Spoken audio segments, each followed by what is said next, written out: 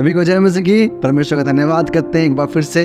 परमेश्वर ने अपने वचन के साथ में आने के लिए सहायता मदद किया। और आज के दिन में मैं एक वचन को पढ़ना चाहूँगा, यिर्मयाह उसका 29-11। उसमें इस प्रकार से जो कहता है कि क्योंकि यहोवा की यह वाणी है कि जो कल्पनाएं मैं तुम्हारे विषय में करता हूँ उन्हें मैं जानता हूँ, वे हानि की नहीं वरन कुशल की हैं, और अंत में तुम्हारी आशा पूरी करूँगा।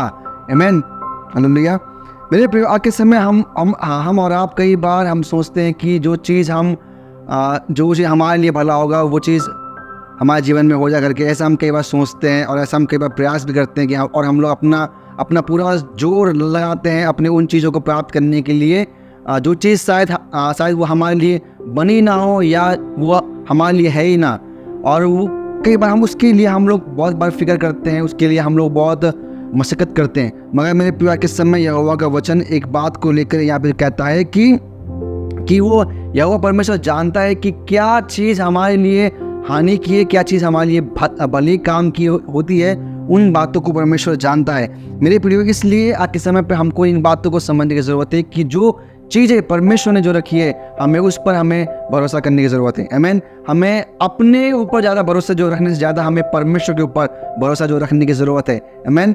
क्योंकि जब हम अपने ऊपर भरोसा रखते हैं तो मेरे प्रिय कई बार हो सकता है कि हमारी द्वारा जो सोचे गए कार्य वो शायद गड़बड़ हो सकती है, मगर मेरे प्रिय जो चीज़ें परमेश्वर ने हमारे लिए जो रखा होता है वो चीज़ कभी भी हमारे जीवन में वो फेल नहीं होता है, क्योंकि वो चीज़ें परमेश्वर हमारे लिए जो रखा होता है।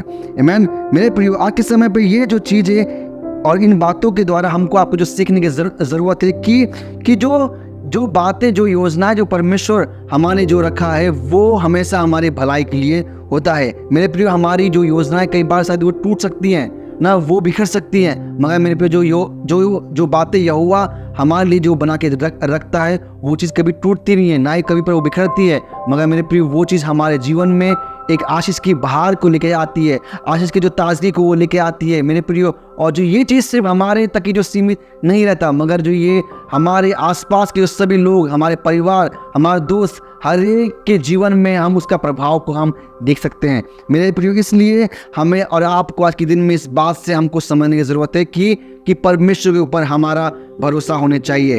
आमीन। और उसके योजनाओं पर हमें विश्वास रखने की ज़रूरत है। आमीन। और ना कि हमें अपने ऊपर।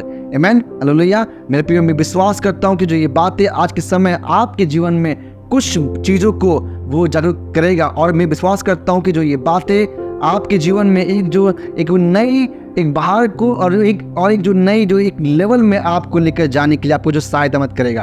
आमीन। आशा करते हैं आपको जो ये बातें समझ में आई। परमेश्वर यीशु के नाम से मांगते हैं, आमीन।